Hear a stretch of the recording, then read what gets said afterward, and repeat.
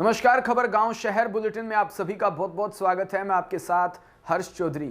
और चलिए देखते हैं गांव से लेकर शहर तक की हर एक बड़ी खबर फटाफट अंदाज में। यूपी के बलिया जिले में गुरुवार को हुए गोलीकांड को लेकर विपक्ष राज्य सरकार पर हमलावर है। कांग्रेस ने शुक्रवार शाम 4 बजे इस मुद्दे पर एक प्रेस कॉन्फ्रेंस आयोजित की। प्रेस कॉन्फ्रेंस में कांग्रेस प्रवक्ता सुप्रिया श्री नेता ने राज्य सरकार पर जमकर निशाना साधा।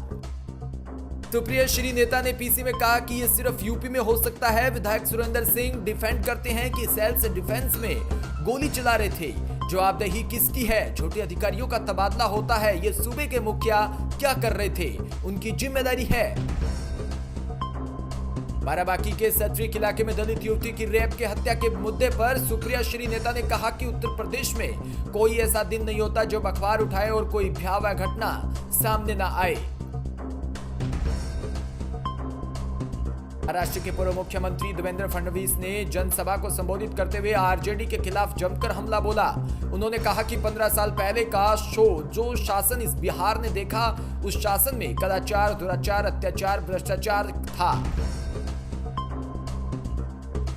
उन्होंने कहा कि यह सरकार केवल अपने ही परिवार के लिए चलती थी। इस सरकार ने लोगों का अपहरण करना और लूटने का ही रोजगार था। इस 15 साल में बिहार की अवस्था यह हुई कि इस घाव को मरहम लगाने में 15 साल और लग गए। उन्होंने बिना नाम लिए तेजस्वी यादव पर हमला करते हुए कहा कि एक तरफ बिहार के मुख्यमंत्री नीतीश कुमार इंजीनियर है, वो जानते हैं कि किस तरह से शिक्षा और शिक्षा नीति होनी चाहिए। कोरोना काल के बीच आज श्रद्धा और भक्ति का पर्व शारदीय नवरात्रा के पहले दिन वस्त्र नगरी भीलवाड़ा के वाहनों और ज्वेलर शोरूम पर ग्राहकों की रेलम पेल देखने को मिली। भीलवाड़ा शहर के पुरजोर रोड स्थित हुंडई शोरूम के जनरल मैनेजर अजीत मेहता ने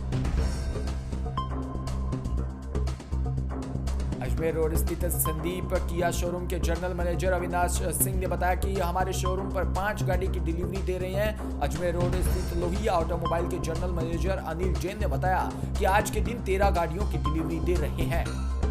जयपुर के पावटा निकटवर्ती ग्राम पंचायत लाडाकाबास हीर की बावड़ी मोड़ पर गौरव यादव के नेतृत्व में एक बैठक आयोजन कर किसानों के मुद्दे को लेकर चर्चा की गई, जिसमें अनेक प्रकार के मुद्दों पर बैठक कर चर्चा हुई। मूलजी यादव ने बताया कि छितौली से बुचारा बांध में नहर लेकर आना है। राज्य सरकार से मांग करते हुए क्षेत्र में जो बिजली के बिल बढ़े हुए आ रहे हैं, उनको तुरंत प्रभाव से कम करके किसानों को राहत प्रदान की जाए। वहीं ग्राम पंचायत लाडाकाबास पूर्व सरपंच मदन यादव ने बताया कि अनेक केंद्र सरकार की योजनाओं पर विस्तार से भी चर्चा की। भेनमाल के निकटवर्ती पावली गांव के नवनिर्वाचित सरपंच करताराम चौधरी ने दोपहर 12:30 बजे सुंदरलाल ग्राम विकास अधिकारी से सरपंच का पदभार ग्रहण किया।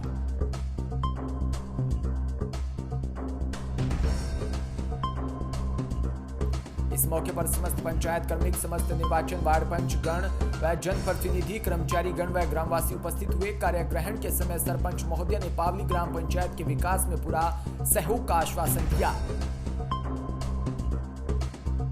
जोधपुर के खेवड़ा गांव के सरपंच केवलराम मेघवाल ने सरपंच पद का कार्यभार ग्रहण किया। ग्राम पंचायत खेवड़ा के ग्राम सचिव रामजीवन बिश्नोई ने सरपंच साहब का मुसाफा व माल्यार्पण कर स्वागत व अभिनंदन किया।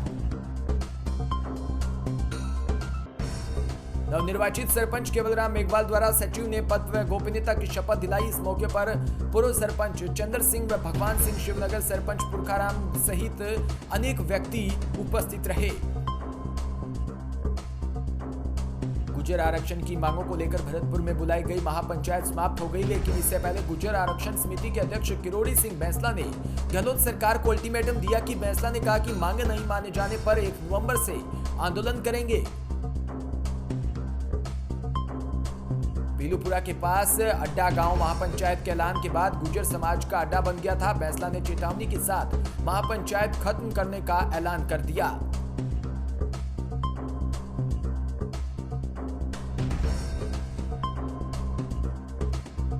दिन भर आईएएस नीरज के पवन समेत कई नेताओं ने गुर्जर नेताओं के साथ चर्चा की। सरकार के दूत और गुर्जर नेताओं के बीच आरक्षण के विभिन्न पहलुओं को लेकर भी चर्चा हुई।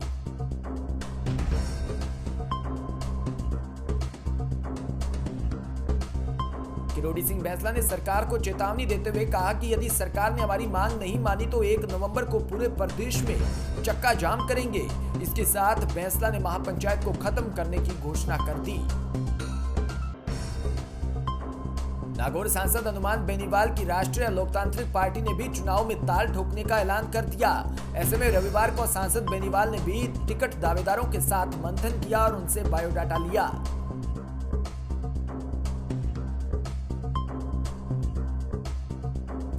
वहीं निगम चुनाव में जीतने के लिए बड़ी संख्या में दावेदारों ने मुलाकात कर अपने बायोडाटा सौंपा। इस दौरान खिमसर विधायक नारायण बेनीवाल भी मौजूद रहे। टिकट दावेदारों में बड़ी संख्या युवाओं की थी। बेनीवाल ने प्रत्याशियों की घोषणा को लेकर कहा कि देर शाम तक टिकटों की घोषणा कर दी जाएगी। साथ ही बेनीवाल ने यह भी कहा कि शहरी क्षेत्रों में पार्टी का दबदबा बढ़ रहा है। 22वीं बीजेपी गठबंधन के सवाल पर बेनीवाल का कहना है कि केंद्र सरकार राजस्थान में कोरोना वायरस से शुक्रवार को 15 और लोगों की मौत हो गई, जिससे राज्य में मृतकों का कुल आंकड़ा 1723 तक पहुंच गया।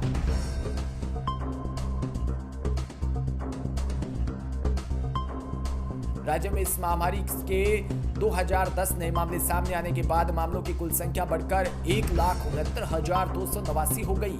अधिकारियों ने बताया कि शुक्रवार शाम 6 बजे तक बीते 24 घंटों में कोरोना वायरस से 15 और मरीजों की मौत हो गई। उन्होंने बताया कि राज्य में अब तक कुल 1,46,185 लोग कोरोना वायरस संक्रमण से ठीक हो चुके हैं। इसके साथ ही शुक्रवार को संक्रमण के 2010 नए मामले सामने आने से राज्य में इस घातक वायरस के संक्रमितों की कुल संख्या 1,69,289 हो गई। सीएम अशोक गहलोत के गृह नगर जोधपुर में होने वाले नगर निगम के चुनाव की कमान उनके पुत्र वैभव गहलोत ने संभाल ली।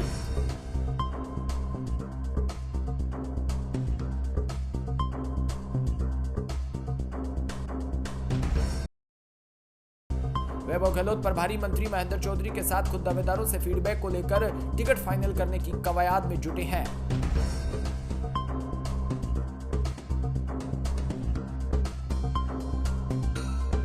फीडबैक का यह कार्यक्रम आज 3 पारियों में पूरा किया जाएगा। सबसे पहले सीएम के विधानसभा क्षेत्र सरदारपुरा के दावेदारों से फीडबैक लिया जा रहा है। उसके बाद शहर विधानसभा क्षेत्र के दावेदारों से फीडबैक लिया जाएगा।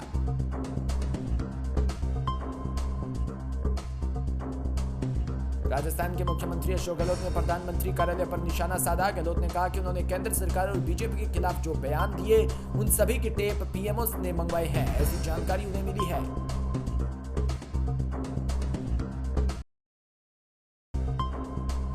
इतना ही नहीं, अशोक गहलोत ने कहा कि देश में केंद्र सरकार से सहमत नहीं होने वाले उद्योगपति नेताओं पत्रकारों के खिलाफ पीएमओ इनकम टैक्स की ईडी के जरिए छापे डलवाने की कार्रवाई करता है।